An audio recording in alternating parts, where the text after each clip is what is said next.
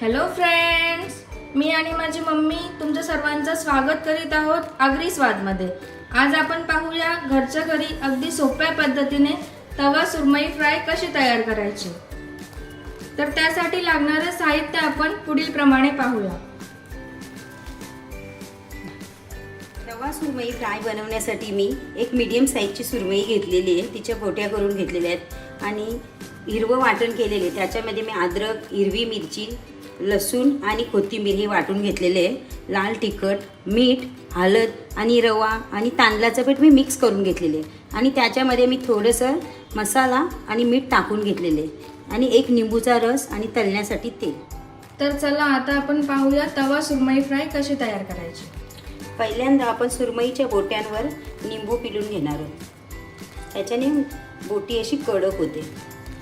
एक अर्ध्या निंबूचा रस मी घेतलेले आहे आणि त्याच्यावर मी आता थोडीशी अर्धी चम्मच हळद टाकून घेणार आहे।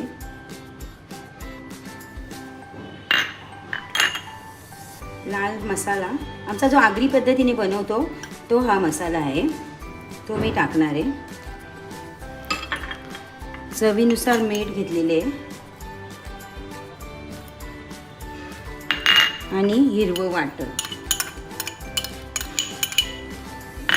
आता हे मी सगळं असं मस्त सुरमईच्या बोट्यांना लावून घेणार आहे।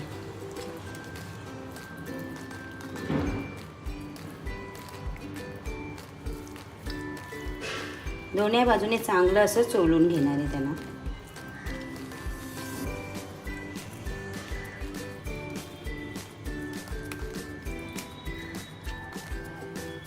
आता आपलं सर्व बोटींना वाटण मस्त लावून झालेले आहे, तर आपण ते 15 मिनिटासाठी आता मॅरिनेशन करायला ठेवणार आहोत। आता आपण एका तव्यामध्ये तेल गरम करून घेणार आहोत।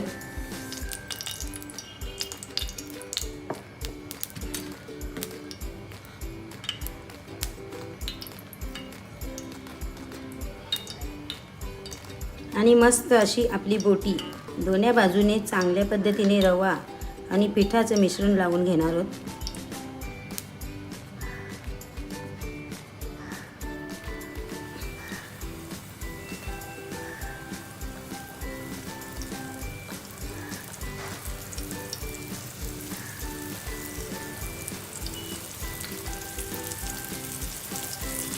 आणि चांगली दोन्ही बाजूने खरपूस भाजून घेणार आहोत त्याला।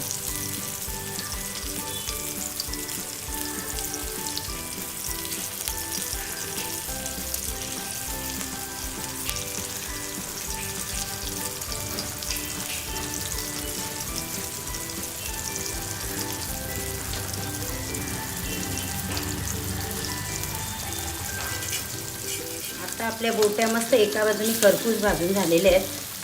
आता आपण त्यांना पलटी मारून घेणार आहोत। आता छान मस्त गोल्डन कलर येईल, दोन्ही बाजूने चांगले आपण भाजून घेणार आहोत।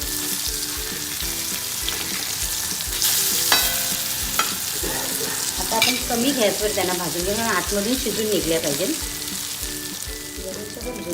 मोठी बोटी दिसत। आता आपल्या बोट्या मस्त अशा दोन्ही बाजूने शिजून झालेल्या आहेत आणि एकदम कडक झाल्यात बघा। आणि आपण त्याच्यावर निंबू पिळलेलं आहे।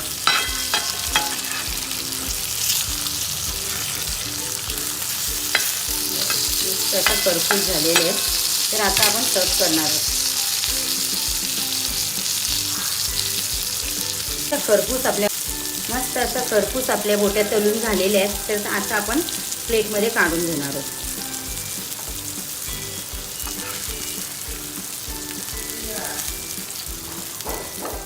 तर फ्रेंड्स, मस्त अशी तवा सुरमई फ्राय तयार झालेली आहे। कशी वाटली तुम्हाला आजची ही रेसिपी कमेंट बॉक्समध्ये कमेंट करून नक्की कळवा। व अशाच नवनवीन व्हिडिओ पाहण्यासाठी आमच्या चॅनलला लाईक, शेअर आणि सबस्क्राईब करायला विसरू नका।